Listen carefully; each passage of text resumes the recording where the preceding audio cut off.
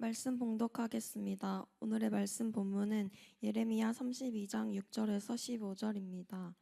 예레미야가 이르되 여호와의 말씀이 내게 임하였느니라 이르시기를 보라 네 숙부 샬롬의 아들 하나멜이 내게 와서 말하기를 너는 아나돗에 있는 내 밭을 사라 이 기업을 물을 권리가 내게 있느니라 하리라 하시더니 여호와의 말씀과 같이 나의 숙부의 아들 하나멜이 시위대의 뜰 안 나에게 와서 이르되 청하노니 너는 베냐민 땅 아나돗에 있는 나의 밭을 사라 기업의 상속권이 내게 있고 물을 권리가 내게 있으니 너를 위하여 사라 하는지라. 내가 이것이 여호와의 말씀인 줄 알았으므로 내 숙부의 아들 하나멜이 아나돗에 있는 밭을 사는데 은 17세겔을 달아주되 증서를 써서 봉인하고 증인을 세우고 은을 저울에 달아주고 법과 규례대로 봉인하고 봉인하지 아니한 매매 증서를 내가 가지고 나의 숙부의 아들 하나멜과 매매 증서에 인친 증인 앞과 시위대 뜰에 앉아 있는 유다 모든 사람 앞에서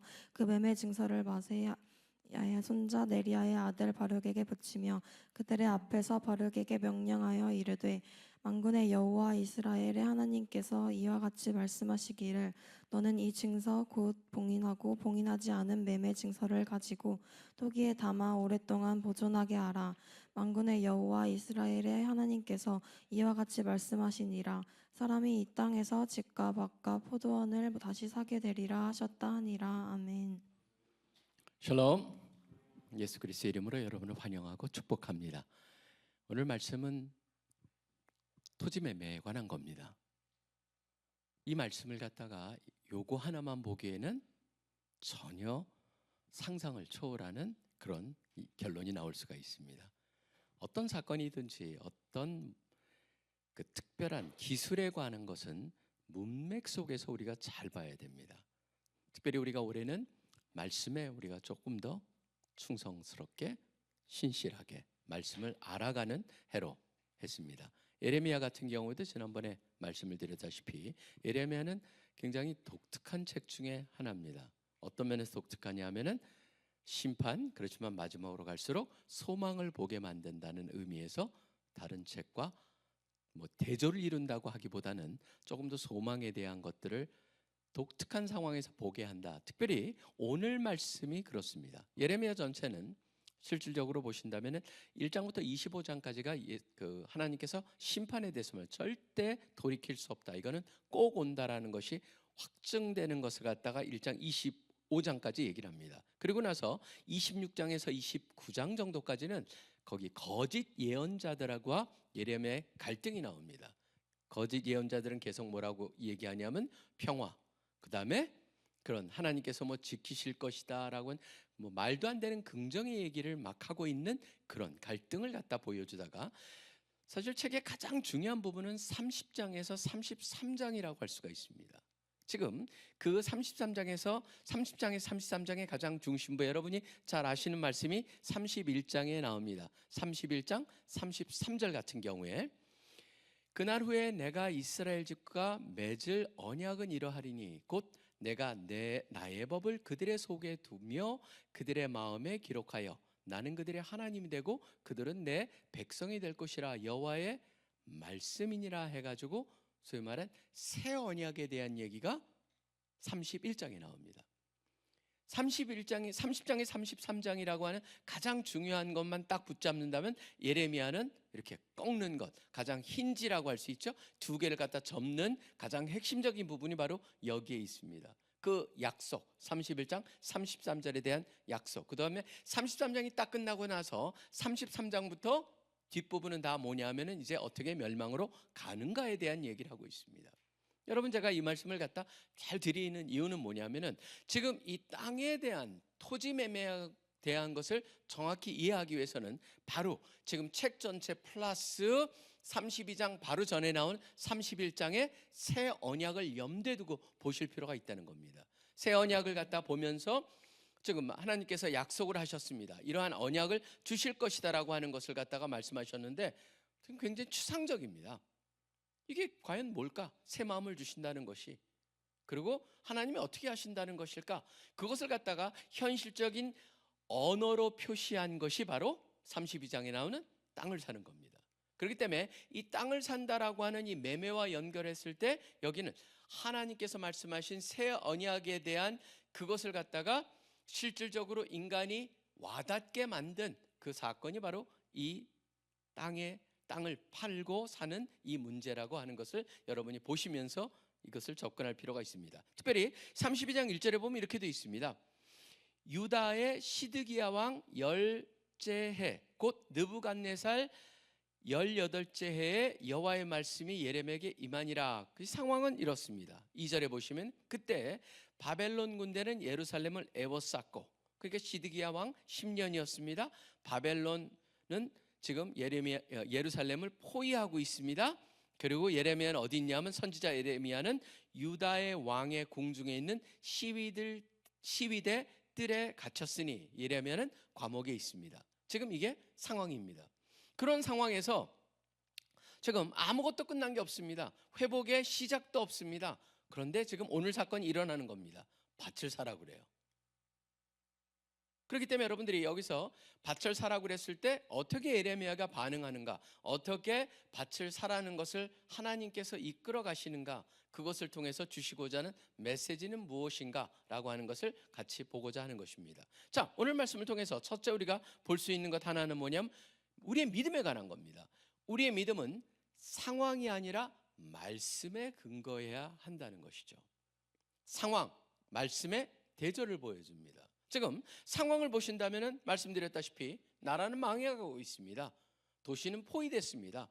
곧 있으면 함락을 할 겁니다. 함락당할 겁니다. 그 다음에 예레미야는 스스로가 어디에 있냐면 감옥에 있습니다.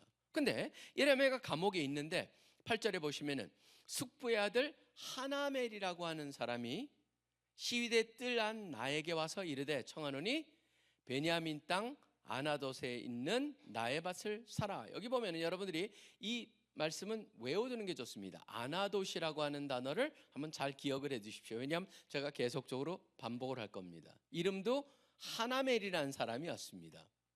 하나멜이 왔고 지금 아나돗의 땅을 사라고 합니다. 자, 보십시오. 아나돗이라고 하는 것은 지금 하나멜이라고 하는 걸, 하나멜은 제 고향이 바로 아나돗인데, 아나돗이라고 하는 것은 지형으로 보면은 예레미야에서 예루살렘에서 약간 한 5km 정도 북쪽에 북동쪽으로 살짝 있는 그러한 곳으로 지금 여러분 지형을 보면 알 수가 있습니다. 이미 예루살렘을 갖다가 바벨론이 포위하고 있는 상황입니다. 그러면 거기에 땅의 가치는 제로겠죠. 이미 바벨론의 그 밑에 들어갔거나 곧 있으면 점령될 지역입니다. 가치는 제로입니다. 여기에 투자한다는 건 완전한 실패 투자겠죠. 그런데 하나멜이 예레미야에 와가지고 뭐라고 그러냐면은 얘기를 합니다. 너 기업 물을 권리가 있지 않냐? 레위기 25장에 나오는 거거든요. 아무한테나 자기의 그 가문의 땅은 다른 사람한테 넘겨주면 안 됩니다. 가문의 땅은 가까운 친족한테 우선 매입권을 갖기 때문에 그 사람을 고엘이라고 해서 여러분들이 이것은 나중에 룻기에도 나오는 표현이죠. 고엘이라고 하는. 그래서 기업을 가질 권리를 갖다가 있는 사람을 고엘이라고 하는데, 그렇기 때문에 하나멜이 얘기를 합니다. 근데 사실 사람들이 질문해 봐요. 아무 가치 없는 땅을 갖다가 해필이면 하나멜이 이때 와가지고 왜 예레미야한테 사라고 그랬을까? 하나멜의 마음을 성경에 전혀 나와 있지 않습니다. 무슨 의도로 하나멜이 이 땅을 팔려고 했을까? 그럼 어떤 사람은 이렇게 얘기합니다. 현실적 생존주의자다. 어차피 땅은 뺏길 테니 지금이라도 현금화하자. 그렇게 보는 사람도 있어요. 근데 그거는 뭐 그러진 않을 거라고 생각합니다. 어떤 사람은 율법을 지키려고 끝까지 가문의 법을 지키려는 책임감으로 지금 왔다라고 하는 보는 사람이 있고, 어떤 사람은 은혜를 붙든 사람이다. 혹시라도라고 하는, 왜냐하면 이름이 사실 그렇거든요. 좀 이따 보겠지만 하나멜이라고 하는 게 하나님은 은혜롭다라고 하는 의미예요. 그 때문에 하나님의 은혜를 붙들고자 하는 게 아닐까. 근데 사실 제일 가능성이 있는 건 네 번째입니다. 아무 생각 없는 하나님의 계획을 실행하는 전달자로서 왔다. 그게 가장 적절한 건 여기 보시면은 이렇게 돼 있어요. 6절에 보시면 이렇게 돼 있죠. 예레미야가 이르되 여호와의 말씀이 내가 임하였느니라 이르시기를 보라 네 숙부 살룸의 아들 하나멜이 네게 와서 말하기를 너는 아나돗에 있는 내 밭을 사라. 이 기업을 물을 권리가 네게 있느니라 하리라 하시더니 라고 하는 먼저 하나님께서 말씀을 예레미야에게 해 주셨고 그 예레미야에게 해 주신 그 말씀대로 8절에 보면은 여호와의 말씀과 같이라고 되어 있습니다. 그러니까 하나님께서 준비를 해 두셨고 하나멜이 왔기 때문에 하나멜은 하나님의 말씀을 그냥 실행하는 그러한 한 대상으로 보는 것이 성경 속에서는 가장 타당합니다. 근데 뭐 다양한 추측들은 할 수가 있습니다. 하나멜의 결정적인 역할은 뭐냐면 말씀을 현실로 가져오는 자였다라고 하는 게 여기서 우리가 볼 수 있는 거죠. 근데 저는 한번 이런 생각을 해봅니다. 하나멜의 다른 의도를 한번 살짝 생각해 보는 거예요. 하나멜은 우리의 거울과 같은 역할을 한다. 무슨 말이냐면 때로는 우리가 무슨 생각하냐, 이건 안 될 것 같아, 없애버리고, 이거는 손해야, 포기해버리고 하는 그런 하나멜의 위치에 설 수가 있다라고 하는 것 제가 한번 생각을 해봅니다. 근데 하나멜의 의도가 어땠던 간에 중요한 건 뭐냐면 예레미야는 하나멜의 의도를 읽으려고 하거나 상황을 보지 않았다는 겁니다. 뭘 봤습니까? 이것은 여호와의 말씀이니라라고 하는 것을 보았다는 것이죠. 그렇기 때문에 하나멜이 그 땅을 갖다가 아나돗에 있는 땅을 사라고 제시했을 때 예레미야는 하나멜의 뜻이나 아니면 상황 속에서 이것은 뭐라로 사지? 라고 하는 그런 것을 갖다 묻기보다는 하나님의 말씀이라고 하는 것을 보았다고 하는 게 가장 중요합니다. 저는 결국 믿음이라는 게 무엇일까? 여기서 한번 예레미야를 통해서 배울 수 있는 것은 바로 뭐냐, 믿음은 상황 판단의 능력이 결여된 것, 그것이 중요한 게 아니다라고 하는 건 아닙니다. 상황 판단의 능력도 포기하는 것, 그게 믿음은 아닙니다. 상황을 무시하는 것도 아닙니다. 중요한 건 바로 뭐냐면 상황을 뛰어넘을 수 있는 말씀에 더 커다란 무게를 두는 선택이 바로 믿음이라고 하는 것이죠. 그러니까 우리가 믿음을 얘기할 때 상황을 너무 보다 보면은 진정한 하나님의 말씀과 뜻대로 살기가 참 힘들 때가 있다라고 하는 겁니다. 결국은 그 상황을 뛰어넘어서 볼 수 있는 그런 순종하려고 하는 마음이 있는 것, 그게 믿음이라고 하는 것이죠. 우리는 늘 질문을 던집니다. 이게 right timing이냐 아니면 right things냐 라고 하는 질문을 던지는데 잘 생각해 봐야 될 것은 그것보다 더 중요한 건 뭐냐면 하나님께서 말씀을 가지고 우리에게 뭐라고 말씀하시나 라고 하는 것이 가장 중요할 것입니다. 결국 상황이 아니고 말씀을 붙잡고 살아가는 것, 그게 바로 믿음이라고 하는 걸 첫 번째 예레미야를 통해서 볼 수가 있는 것입니다. 두 번째는 뭐냐면은 우리의 믿음은 감정이 아니라 헌신으로 드러나야 한다는 겁니다. 감정이 아니고 헌신입니다. 흥미로운 것은 아나돗이라고 하는 지역의 언급입니다. 물론 여러분들이 예레미야를 1장을 딱 보신다면은 1장 시작부터가 바로 예레미야의 고향이 아나돗이라는 걸 알 수가 있습니다. 왜냐하면 지금 이렇게 얘기를 합니다. 1장 1절을 보시면 베냐민 땅 아나돗의 제사장 중 힐기야의 아들 예레미야의 말이라 라고 되어 있습니다.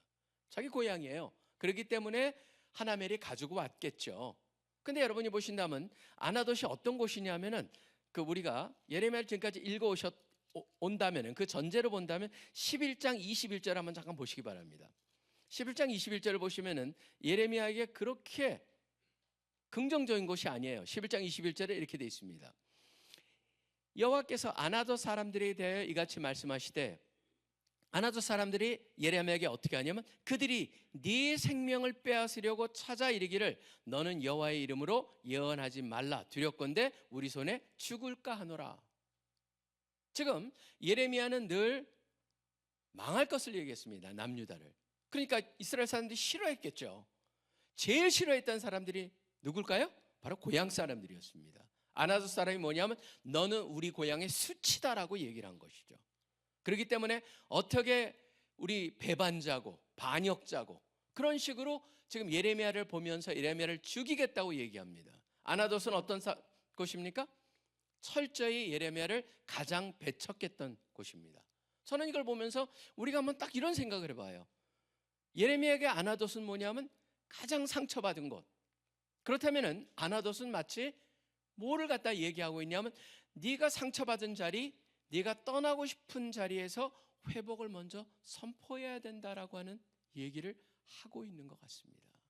아나돗은 바로 예레미야에게 가장 사랑스러운 곳이었지만, 소중한 곳이었지만, 자기의 가장 커다란 상처를 입힌 곳이에요. 근데 그 아나돗을 얘기하면서 네가 상처받은 자리, 네가 떠나고 싶은 자리에서 회복을 선포하라.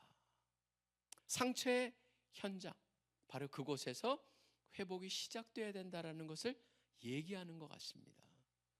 아나돗을 갖다 얘기하는데 더 특이한 것은 바로 뭐냐면은 이 두 사람의 이름을 한번 잘 볼 필요가 있습니다. 예레미야라는 이름과 하나멜이라고 하는 이름을 한번 잘 보시길 바랍니다. 하나멜이라는 이름은요, 뭘로 만들어졌냐면 두 개의 단어로 만들어져 있습니다. 어떤 거냐면은 바로 은혜를 베푼다, 그 다음에 불쌍히 여긴다라고 하는 단어랑 엘이라고 하는 게 들어 있습니다. 멜의 엘입니다. 엘은 뭐냐면 하나님입니다. 하나님은 은혜롭다라고 하는 그거예요. 하나님의 성품입니다. 지금 저는 이것도 참 신기하다 생각이 들어요. 하나님은 은혜로우신 분이다라는 이름을 가진 하나멜이 지금 감옥에 갇혀 있는 예레미야한테 찾아와서 제안을 한다라고 하는 것이죠. 저는 이걸 통해서 우리한테 가르쳐 주는 건 뭐냐면 우리는 늘 인간은 상황을 봅니다. 근데 여기서 가르쳐 주신 건 상황을 보기보다는 하나님을 기준으로 매사를 판단하라고 하는 것을 얘기하는 것 같습니다. 하나멜이 옵니다. 하나멜이 오는데 지금 더 중요한 것, 또 중요한 건 바로 뭐냐면 그렇게 하나님이 은혜롭다라고 하는 이름을 가진 그 하나멜에서 땅을 사라고 그랬을 때 누구한테 얘기를 하냐면 예레미야한테 얘기합니다. 근데 예레미야는 또 이것도 굉장히 독특한 이름을 갖고 있습니다. 왜냐하면 두 개의 이름에 두 개의 중의적인 이름이 합해져 있습니다. 예레미야는 두 개의 의미가 가능합니다. 어디서 이름이 왔냐 그랬을 때 학자들마다 두 곳을 보는데, 하나는 뭐냐면 세운다, 높인다, 들어 올린다라는 단어에서 왔다. 그래서 여호와는 세우는 분이다라고 하는 것을 갖다가 강조하고 있고, 또 하나는 뭐냐면은 그 던지다, 내던지다라는 단어에서 왔다. 그래가지고 여긴 하나님께서는 내던진다, 심판하신다라는 것이 강조되어 있다. 예레미야는 그래서 두 가지 중의적인 의미, 그런데 많은 학자들이 세우신다는 쪽으로 기울어져 있습니다. 저도 그거라고 생각을 하는데, 흥미로운 거는 바로 학자들이 택하지 않은 소수지만 그래도 강하게 얘기하고 있는 무너뜨린다, 내던진다라고 하는 심판의 의미를 얘기하고 있는 또 그런 예레미야. 그렇기 때문에 예레미야서는 하나님께서 심판하시면 궁극적으로 세우신다는 게 예레미야 전체 메시지거든요. 그러니까 이 두 가지를 중의적인 의미로 같이 취하는 게 참 좋지 않을까. 그래서 여러분이 예레미야를 나중에 통독하실 때도 예레미야는 지금은 무너뜨리지만 결국은 하나님께서 다시 세우신다, 다시 어떻게 세우실 것이냐를 보여주는 게 바로 힌트적으로 딱 던진 것도 오늘 말씀 중에 2장 15절에도 뭐라고 되어 있냐면 이렇게 되어 있죠. 만군의 여호와 이스라엘 하나님께서 이와 같이 말씀하시니라, 사람이 이 땅에서 집과 밭과 포도원을 다시 사게 되리라 하셨다. 이건 뭡니까?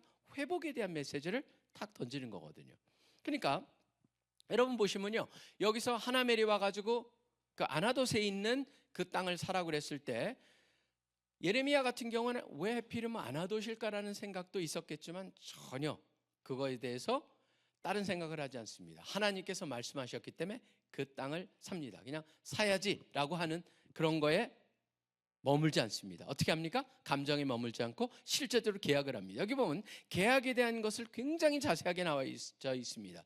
9절에 보시면은 은 17세계를 달아주고 증서를 써서 임봉하고 증인을 세우고 은의 저울을 달고 법과 규례에 봉인하고 봉인하지 않은 매매 증서를 내가 가지고 또 증인들을 갖다 데려놓고 그들에게 말하기를, 또 바룩에게도 14절에 보면 토기에 담아 오랫도록 보존하게 하라라고 하는 표현까지 다 나옵니다. 뭡니까? 철저히 계약을 한다는 거예요. 저는 이걸 통해서 한번 이렇게 생각을 해봅니다. 우리 같은 경우는 많은 경우에 주님 헌신을 합니다. 이번에도 금식기도 하면서도 여러분들이 얼마나 많은 헌신과 결단을 했어요. 말로. 근데 사겠다라고 하는 걸로 끝나지 않고 예레미야는 어떻게 하냐면 실질적으로 계약을 딱 하는 걸 볼 수가 있습니다. 저는 이것을 통해서 우리가 배울 수 있는 건 뭐냐? 믿음은 말이 아니라는 것이죠. 단순한 하겠습니다가 아니고 시간, 자원, 책임을 묶는, 하나님과 묶는 일종의 계약행위다라고 하는 것을 우리가 기억을 해야 될 겁니다. 전 그래서 지금 10일이 조금 더 지났습니다. 한 해가 새로운 해가 10일이 좀 지나면서 새로운 해를 맞으면서 여러분들이 결심한 것이 있는데, 하겠습니다라고 얘기한 것 중에 지금 그것을 실질적으로 어떻게 하고 있는가? 제가 어제 밤 늦게까지 한 모임을 갖다 인도하면서 그 모임에서 서로 돌아가면서 올 한 해를 어떻게 보이느냐 그랬는데, 한 분 같은 경우에도 말씀에 대해서 새롭게 지금 헌신을 하기로 해가지고, 이분 같은 경우에는 무엇을 실천하고 있냐면은, 저도 그걸 보고 깜짝 놀랐어요. 그분이 그렇게 구체적으로 하는 건 뭐냐면, 영어, 한국말, 영어, 일본어 그걸 하루에 10절씩 손으로 다 쓰면서 자기가 계산해 봤더니 약 한 8년이 조금 더 걸린다는 거예요. 그걸 써서 구약과 신약을 완전히 성경을 필사하겠다. 3가지 언어로. 그래서 시작을 해서 지금 그 일을 계속 하고 있다라고 하는 그 얘기를 들으면서, 그리고 아침마다 큐티를 통해 가지고 큐티에서 자기가 만든 걸 원고를 써 가지고 그걸 갖다가 노트북 NL인가 하는 그것을 통해 가지고 영상을 만들어서 사람들한테 보내는 것을 올해 1월 1일부터 시작을 했다라고 하는 그거를 제가 나누는 걸 보면서 바로 저런 구체적인 헌신이 필요한 거구나라는 생각을 해보게 됐습니다. 그렇습니다. 우리는 말로 주님 이거 하겠습니다, 저거 하겠습니다, 이걸 원합니다라고 하는데, 자, 그렇다면은 실제로 그걸 이루기 위해서는 예레미야를 통해서 어떤 걸 보여줍니까? 하나님에 대해서, 하나님 믿습니다, 하나님께서 하라고 그래서 하겠습니다라고 해도 간단히 얘기하지 않습니다. 보면은 여기서 17세겔이라고, 은 17세겔에서 결코 적은 돈이 아닙니다. 가치가 제로예요. 정상적인 가치를 주고 쓰고, 그 다음에 매매 계약을 해가지고 인봉하고 잘 관리하라는 건 뭡니까? 하나님이 회복하실 거에 대한 확신을 가지고 이 모든 것을 하고 있다라고 하는 것이죠. 전 그렇기 때문에 여기서도 지금 결국 예레미야를 통해서 하나님께서 우리에게 다시 한번 말씀해 주시는 건 바로 무엇이냐면은, 우리가 하나님의 믿음을 갖다가 얘기할 때 감정에 머물 수가 있는데, 감정이 아니고 실질적인 헌신으로 드러나야 된다라고 하는 것을 다시 한번 보여주고 있는 것이 아닌가 생각을 합니다. 여러분 모두가 바로 헌신, 지금이라도 늦지 않았습니다. 다시 한번 분명하게 계획을 세우고 그것을 실천하실 수 있는 우리 한 분 한 분 되시기를 간절히 소원합니다. 마지막 3번째입니다. 3번째 뭐냐면은, 우리의 믿음은 열매를 보지 못할지라도 끝까지 충성하는 것이어야 함을 잊지 말아야 됩니다. 왜 그러냐면 예레미야서를 다 읽어보세요. 땅을 산 뒤에도 먼저 그는 그 주위에 포위하고 있었던 바벨론 군사가 떠나지도 않습니다. 감옥에서도 풀려나지 않습니다. 상황은 하나도 변하지 않습니다. 예레미야 끝까지 봤을 때 실질적으로 예레미야는 회복을 보지 못했을 가능성이 굉장히 높습니다. 자기가 산 땅의 주인 역할도 해본 적이 없는 사람일 가능성이 무지 높다라고 하는 겁니다. 근데 왜 하나님께서 그럼 예레미야에게 그것을 시키셨을까? 하나님의 목적은요, 예레미야의 회복과 성공이 아니었습니다. 즉각적인 반전도 아니었습니다. 하나님의 목적은 뭐였습니까? 미래 세대를 향한 증언이었습니다. 그것이 예레미야를 그렇게 하게 만든 것이었죠. 저는 이렇게 말할 수 있다고 생각을 합니다. 믿음은 뭐냐면은 내가 누릴 미래를 확보하는 것이 아니라 하나님이 일하실 미래를 신뢰하는 것이다. 내가 일할 미래를 확보하는 것이 아니고 하나님이 일하실 미래를 신뢰하는 것이다. 특별히 여러분의 캠퍼스에서 마찬가지라는 생각이 듭니다. 우리 캠퍼스 상황을 한번 보세요. 캠퍼스 사역이 힘들거나 열매가 잘 생기지 않을 때, 그럴 때 무슨 생각이 들까요? 이거 계속 해야 되나? 라는 생각이 들 수가 있습니다. 그때 본문은, 오늘 말씀은 이렇게 우리에게 물을 것입니다. 만약 이 순종의 열매를 네가 아니라 다음 세대가 본다면 그래도 하겠느냐라는 질문이죠. 나의 때 이루지 못할지라도 내가 이 심어놓은 뿌려놓은 씨앗들이 다음 세대를 위해서 그것이 일어난다면 네가 그래도 이것을 하겠느냐라고 하는 질문. 저는 모두가 바로 거기에 네 주님, 제 때가 아니고 제가 누릴 미래가 아니고 바로 하나님이 일하실 미래를 위해서 제가 일하겠습니다 라고 하는 마음을 예레미야를 통해서 우리가 배울 수 있어야 한다는 것이죠. 단순한 사역에만 관한 것은 아닙니다. 저는 한번 이런 생각이 듭니다. 제가 아나돗이라고 하는 지명을 갖다 한번 특별히 한번 초점을 맞추길 원합니다. 여러분들이 오래 사시면서 특별히 아나돗, 나의 아나돗은 어디인가라는 질문을 던져보는데 조금 더 한번 확대 해석을 해보길 원합니다. 아나돗은 상처받은 곳이라고 했습니다. 생각하고 싶지 않은 곳일 수도 있습니다. 자, 그렇다면 한번 이런 생각을 해봅니다. 아나돗은 내가 가장 쉽게 포기하고 싶은 자리, 바로 그곳인데 그 중에 관계되는 게 뭘까요? 저는 정체성 중에 영역에도 생각이 듭니다. 여러분이 여러분을 갖다 보시기에 이거는 바뀌어지지가 않아. 이거는 체념해버린 영역이 있습니까? 혹시라도 여러분 가운데 이건 안 될 것 같아. 여기는 원래 내가 그래. 이거는 그런 영역이 있다면은 하나님도 어떻게 할 수 없을 것 같은 영역이 있다 할지라도 바로 저는 이런 질문을 던져봅니다. 만약 그런 생각이 있는 곳이 있다면은 거기가 여러분의 개인적인 아나돗일 수 있다라고 하는 것이죠. 그것을 갖다 하나님께서는 뭐라고 하십니까? 포기하지 말고 거기를 살아 라고 말씀하고 계신다고 생각을 합니다. 두 번째, 관계에 대한 아나돗도 있습니다. 바로 뭡니까? 상처받아서 마음이 다쳐버린 관계. 다시는 기대하고 싶지도 않다, 보고 싶지도 않다라고 만든 그런 관계가 있다면은 그것도 아나돗일 수 있습니다. 그래서 올해 저는 기도 속에 여러분이 만약 그런 곳이 있다면, 관계 아나돗이 있다면 하나님 그 관계를 회복하는데 바로 그곳이 저의 아나돗, 제가 사야 되고 노력해야 되는 곳이 되게 하여 주시옵소서라고 하는 것을 생각을 해보시길 바랍니다. 그 다음에 저는 한번 소망과 진로에 대한 아나돗도 한번 생각을 해봅니다. 여긴 열매가 없어 라고 혹시라도 여러분들이 여러분의 과에서나 여러분의 캠퍼스에서 특별히 그런 생각이 들었다면은 저는 다시 한번 이 모든 것이 우리한테 주어진 것이 의무나 부담으로 하는 것이 아니고 이 오늘 말씀을 통해서 여러분의 혹시라도 포기한 영역을 하나님께서 살짝 건드시면서 다시 한번 생각해 보지 않겠니?